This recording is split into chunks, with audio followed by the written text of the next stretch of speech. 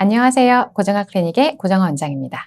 제가 환자분들과의 상담에서 가장 많이 받는 질문 중 하나가 울세라 써마지 얼마나 아픈가요? 어디가 가장 아픈가요? 인데요. 그래서 오늘은 많은 분들이 궁금해하시지만 피하고 싶은 울세라 써마지 시술의 통증에 대해 말씀드리려고 합니다. 저는 울세라는 1년에 한 번 정도, 써마지는 적어도 6개월에 한 번은 셀프로 시술을 진행하고 있는데요. 덕분에 저는 어느 부위가 가장 아픈지, 어느 부위는 그래도 참을만 한지를 정확하게 알고 있습니다. 이번 영상이 울세라 써마지를 비수면으로 받고 싶은 분들께 조금이나마 도움이 되고 시술 전에 마음의 준비를 할 수 있는 그런 계기가 됐으면 합니다. 그럼 시작해 볼까요?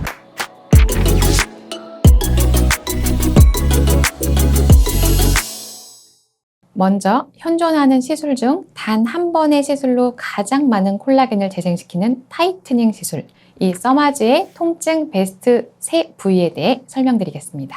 첫 번째, 턱의 앵글이라고 부르는데요. 이 각진 부분 바로 이 아래 주변과 이중턱입니다. 이 부위는 신경 분포가 많고 피부가 얇아서 통증이 특히 느껴지는 편인데요. 저는 써마지 시술을 얼굴까지만 받으시든 목까지 받으시든 이 턱 부위와 이중턱은 꼭 포함을 시켜서 시술을 하는데요. 아름다운 턱의 라인을 위해서는 꼭 필수적으로 들어가야 하는 부위입니다. 두 번째는 바로 입가입니다. 마리오네트 주름으로 고민하는 분들 많으시죠? 저도 항상 가장 많이 신경 쓰는 부위인데요. 우리가 말을 하면서 생기는 이 세로주름, 그리고 이 마리오네트 주름 개선을 하기 위해서는 꼭 들어가야 하는 부위입니다. 이 부위는 중요한 신경이 지나가기 때문에 더욱더 민감하게 느끼실 수 있습니다. 또 다른 부위는 어디일까요? 혹시 이마가 아닐까 추측하는 분도 많으실 텐데요. 이마에는 열을 생성할 만한 조직이 적어서 통증이 생각보다 크지 않은 편입니다. 다만 굴곡이 좀 크고 지방은 적은 부위이기 때문에 써마지 팁이 닿을 때 조금 더 안전하게 밀착해서 들어가는 것이 중요한 부위죠. 마지막으로 세 번째 부위는 바로 헤어라인입니다.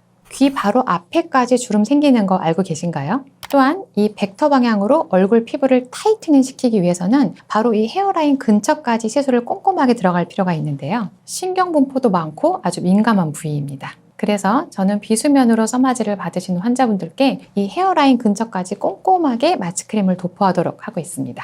번외로 한 부위를 더 말씀드릴 건데요. 바로 눈가 주위입니다. 최근 이 눈꺼풀과 눈 주변의 탄력을 위해서 아이 써마지 받는 분들 많으신데요. 저도 1년에 2번 이상 셀프로 시술을 하고 있습니다. 아이 써마지는 일반적인 써마지에 비해서 조금 더 덜 뜨겁고 비교적 편안하게 받으실 수는 있는데요. 하지만 눈 앞머리, 눈 꼬리처럼 민감한 부위가 있기 때문에 이 부위를 시술할 때는 특히 더 주의를 하고 있습니다. 자, 다음으로는 리프팅 게이 양대 산맥이죠. 우리가 아프다고 소문이 난 울세라 시술의 통증 3 부위에 대해 말씀드리겠습니다.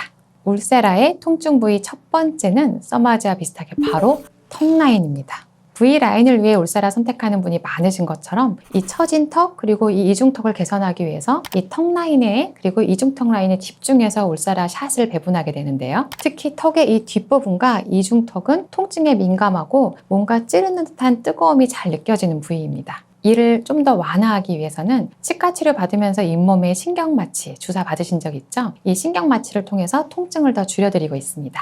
또한 이 치아 안쪽에 교정장치가 있거나 최근에 치과 치료를 받으신 경우는 조금 더 이와 잇몸이 민감한 경우가 있어서 시술 중에 치아와 잇몸 그리고 이 입술 사이에 거즈를 패킹해드리고 있습니다.